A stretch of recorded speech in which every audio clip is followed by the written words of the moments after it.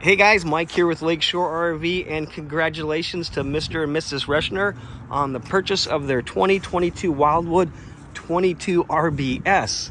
So this will be more of a tutorial video, explain how things work.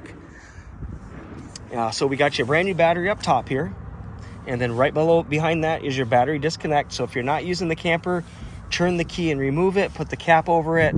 Otherwise, if you're plugged in, you're towing, you're using it, keep it on, that way the battery charges. Two 20-pound propane tanks. These are both full and ready to go. And then you got your power tongue jack. This will raise and lower it, and there's a light switch right on top of that. This is a used unit. We also installed a tankless water heater, and the controls are inside, but here's what it looks like.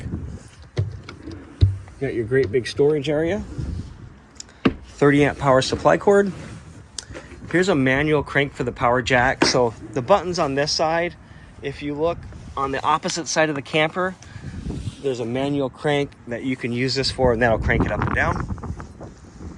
Bed also lifts up so you can access from the outside. Once you back it up into your site, hit the power jack button, jack drop, keeps it stabilized. Here's your tank fill. So if you get in a situation where you don't have water, stick a hose in here, fill that tank up, and you can take that water with you. To use the tank, you turn the pump switch on inside. Otherwise, if you're hooked up to city water, you don't need to turn the pump on. Jack's in the back as well.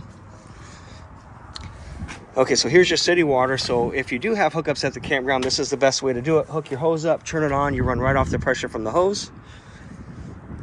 Black tank flush. What you want to do is you hook a hose up, you can flush that tank out. Just make sure the gate valve is open here. And how this works is hook your sewer hose up, complete that connection, pull the gate valve out, dump the waste, and then go ahead and leave this open. And then hook a hose up to the back and let that run for a couple minutes, and it'll keep that tank clean for you. And then you got two gray tanks. The one up front is for the kitchen sink tank, and this one is for, the bathroom shower. And this one's for the kitchen sink. So one black tank, two gray tanks. So you'll have to open that one up to get the shower tank to drain. And then annual maintenance is important. So I would check the silicone.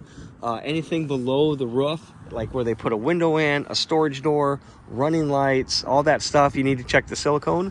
And the roof has caulking on it, and you want to get on the roof a couple times a year and maintain the caulking. And if you get any cracking, you want to go ahead and re-caulk it. So that's very important that that's done.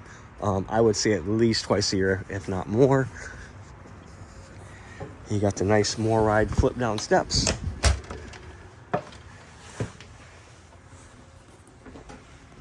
And you got your foot pedal flush toilet. You also drop your chemicals in. It breaks the waste down, breaks the toilet paper down, helps with the odor. And then you got your fireplace. We went over the controls on that. This is your monitor panel. This will let me know how full the battery is.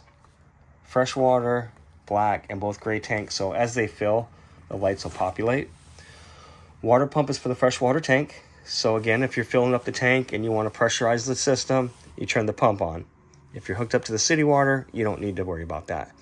We did install the tankless water heater. Turn the switch on here. That turns this control panel on, and you can control the temperature right there. And then here's a sewer hose. Comes with it. You have a sound bar. Now your stovetop and your oven, you turn the gas on, rotate the piezo, and that'll light that burner. Same thing with the oven. Turn it to pilot, push it and hold it. And as you're holding it in, you rotate this to the right only. So again, just make sure you're going right to spark that. Otherwise, if you go left, I think it will break it. All your breakers and fuses are here. So anything that runs off electricity runs through a breaker. Anything that runs off the battery is fused. And if a fuse blows, the light will come on, let you know exactly which fuse is blown.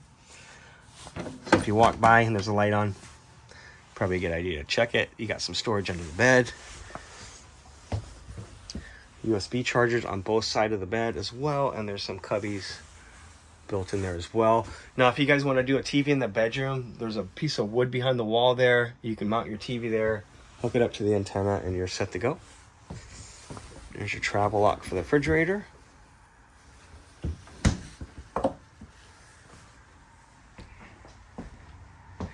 And if you guys have any questions, feel free to give me a call. Again, thank you.